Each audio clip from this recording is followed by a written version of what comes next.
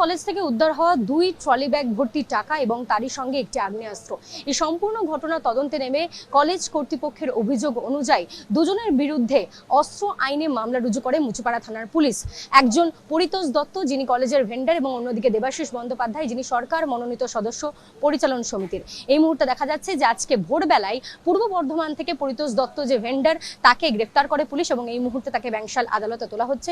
Police মূলত তাকে রিমান্ডে চাইবে এবং তারই ক্ষেত্রে তদন্তের স্বার্থে তাকে জিজ্ঞাসাবাদ করে কোথায় রয়েছেন দেবাশিস বন্দ্যোপাধ্যায় এবং তার সঙ্গে কিভাবে এই অস্ত্র এবং টাকার সঙ্গে তিনি যুক্ত, সেই বিষয়টাই মূলত তদন্তে উঠে আসবে বলেই জানা যাচ্ছে। দেবাশিস বন্দ্যোপাধ্যায়, যার নাম বারংবার উঠে আসছে, তিনি সরকার মনোনীত সদস্য সেই কলেজের পরিচালন সমিতি, অর্থাৎ যে পরিচালন সমিতি এখন আর নেই, নবনির্বাচিত সরকার আসার পরে সেগুলো ডিসলভ হয়ে গিয়েছে, ভেঙে দেওয়া হয়েছে পরিচালন সমিতি। তবে সেই পরিচালন সমিতির গভর্নিং বডির যে গভর্নমেন্ট নমিনি, অর্থাৎ সরকার মনোনীত সদস্য ছিলেন দেবাশিস ব্যানার্জি, তার বাড়িতে আমরা এই মুহূর্তে রয়েছে, তোমাকে দেখাতে বলবো ছবিটা।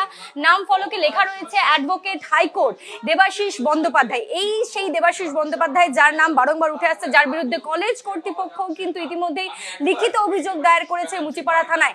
যেমনটা বলছিলাম যে এই তার বাড়ি, দেবাশিস বন্দ্যোপাধ্যায়ের বাড়ি, গতকাল থেকেই কিন্তু বারংবার কলেজ কর্তৃপক্ষ হোক কিংবা স্থানীয় বারংবার যাদেরই কাছে জিজ্ঞেস করা হচ্ছে, তারা যার বিরুদ্ধে অভিযোগটা মূলত করছেন তা হচ্ছে দেবাশিস বন্দ্যোপাধ্যায়ের বিরুদ্ধে একচ্ছত্র আধিপত্য ছিল তার নামে রীতিমতো থরহরিকম্প। এই সুরেন্দ্রনাথ কলেজের ল বিভাগের তার ছেলে কিন্তু প্রথমে স্টুডেন্ট, তার পরবর্তী সময়ে কিন্তু গেস্ট লেকচারারও ছিলেন এবং তারই সঙ্গে কিন্তু এই বাবা এবং ছেলে, এদের নামে কিন্তু বারংবার উঠে আসছে ওপরের যে বিলাসবহুল ঘর, সেই ঘর দুটিকে কেন্দ্র করে।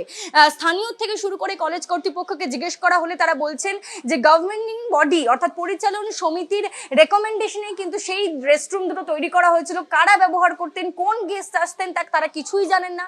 এবং কলেজ কর্তৃপক্ষ বারংবার যেটা বলছে যে দেবাশিস বন্দ্যোপাধ্যায়, তিনি গভর্নমেন্টস নমিনি, তিনি যেহেতু উল্লেখ করেছিলেন, তার জন্যই কিন্তু এই দুটো রেস্টরুম তৈরি করা হয়। ক্যামেরা প্রীতম চক্রবর্তীর সঙ্গে ঐশী মুখোপাধ্যায়, এবিপি আনন্দ, কলকাতা।